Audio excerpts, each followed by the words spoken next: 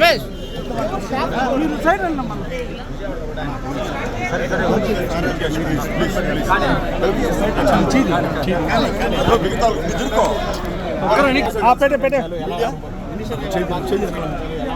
రమేష్ అన్న నువ్వా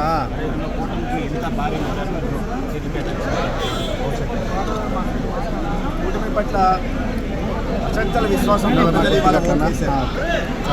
5 సంవత్సరాల పాటు ఒక అరాచక పాలన వారు చూశారు, దౌర్జన్యాల పాలన చూశారు, రాజకీయ వివక్షతో సంక్షేమ ఫలాలు అందకుండా చేసిన పాలనని వారు చూశారు.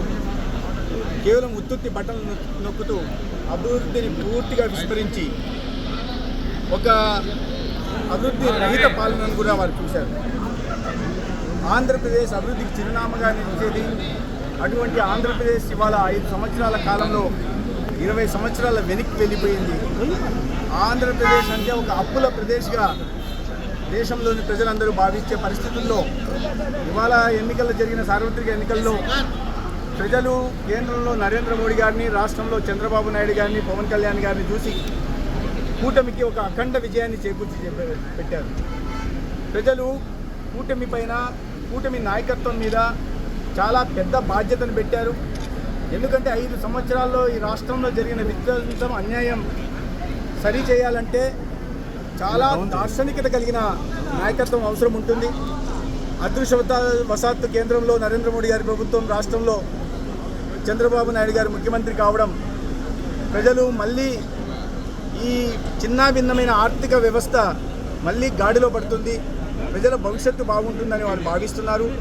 ఈ సందర్భంగా మొదటిసారి ఎమ్మెల్యేగా గెలిచిన నన్ను ఆదరించినందుకు ధర్మవరం ప్రజలకి, నా మీద నమ్మకంతో ఆరోగ్య, కుటుంబ సంక్షేమ, వైద్య విద్య మంత్రిత్వ శాఖను అప్పచెప్పిన మోడీ గారికి, చంద్రబాబు నాయుడు గారికి ధన్యవాదాలు తెలియజేసుకుంటూనే, ఆరోగ్యం ప్రజలకు అత్యంత దగ్గరైన మంత్రిత్వ శాఖ, ప్రతిరోజు ప్రజలకి, పేదలకి సంబంధించిన శాఖ.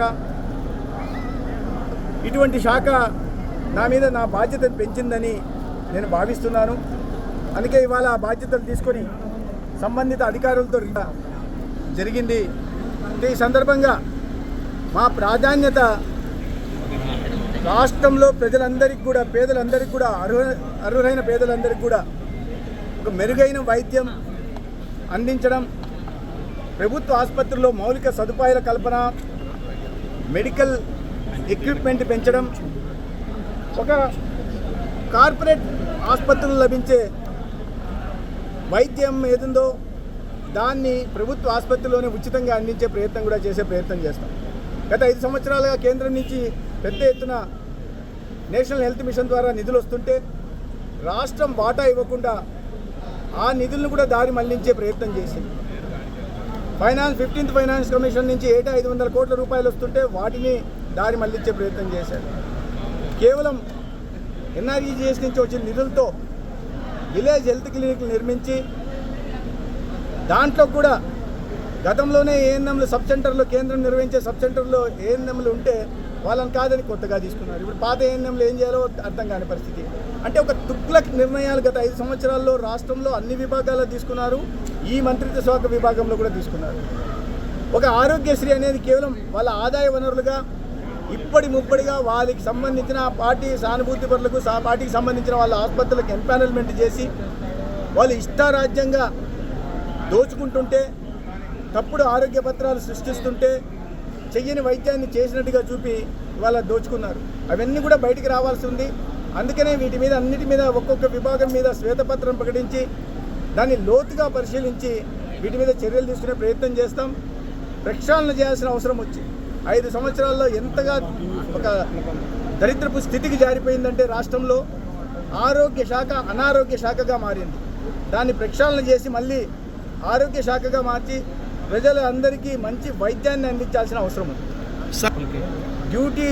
జాబ్ డ్యూటీలు ఇవ్వకుండా, జాబ్ చార్ట్ ఇవ్వకుండా, డ్యూటీ చార్టులు ఇవ్వకుండా, ఎవరు ఏం చేయాలో చెప్పకుండా అందరినీ ఒక అయోమయ పరిస్థితుల్లో ఉంచి కేవలం ఆర్భాటాలకు, ప్రచారాలకు మాత్రమే పరిమితమై పెద్ద పెద్ద ఫ్యాన్సీ పేర్లు పక్క రాష్ట్రం నుంచి అక్కడి నుంచి తీసుకొచ్చి ఫ్యాన్సీ పేర్లు పెట్టుకొని కాలం వెలిపుచ్చారు తప్ప నిజంగా అక్కడ ఏమీ జరగలేదు.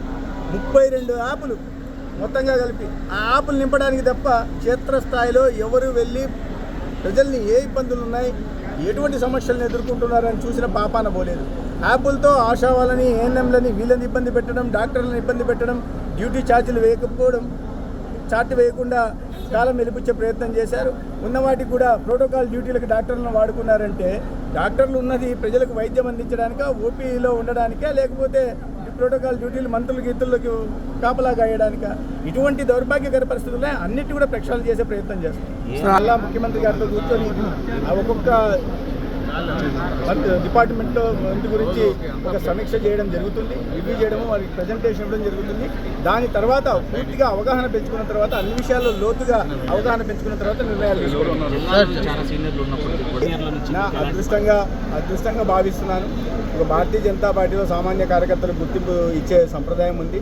అయితే అనేక మంది ఉన్నప్పటికీ, నాకన్నా అర్హతలు ఉన్నప్పటికీ, నాకన్నా వాళ్ళు అనుభవం ఉన్న వాళ్ళు అయినప్పటికీ కూడా పార్టీ అనేక రకాల సమీకరణాలను దృష్టి పెట్టుకుని, భౌగోళిక సామాజిక సమీకరణాలు దృష్టి పెట్టుకుని నాకు అవకాశం ఇచ్చిందని భావిస్తున్నాను. అయితే నేను ఎవరైతే సీనియర్ ఎమ్మెల్యేలు నాతో పాటు గెలిచారో వాళ్ళందరినీ కూడా వాళ్ళ అభిప్రాయాలను పరిగణనలోకి తీసుకొని వాళ్ళతో మాట్లాడుతూ, వాళ్ళ నుంచి ఫీడ్బ్యాక్ కూడా తీసుకుంటూ, సలహా సూచనలు కూడా తీసుకుంటూ వాళ్ళని కలుపుకొని ముందుకు చేసే ప్రయత్నం చేస్తాం. సంస్థాగతంగా కూడా రాబోయే రోజుల్లో భారతీయ జనతా పార్టీని పెంచే ప్రయత్నం చేస్తాం. ఉండాల్సిన అవసరం ఉంది, వాటి మీద జీజీహెచ్ ఉండాల్సిన అవసరం ఉంది. వాటి మీద ఒకసారి కూర్చొని మాట్లాడిన తర్వాత జిల్లాల వారీగా కూడా సమీక్ష చేయడం జరుగుతుంది. తొందరలోనే ఈ మొత్తం ప్రక్షాళన చేసి ప్రతి జిల్లాలో కానీ ప్రతి కింది నుంచి విలేజ్ క్లీనింగ్లు అయితే ఏ చెప్తున్నారో అక్కడి నుంచి పై స్థాయి దాకా ప్రతి చోట మౌలిక. For more videos like this, subscribe Big TV channel.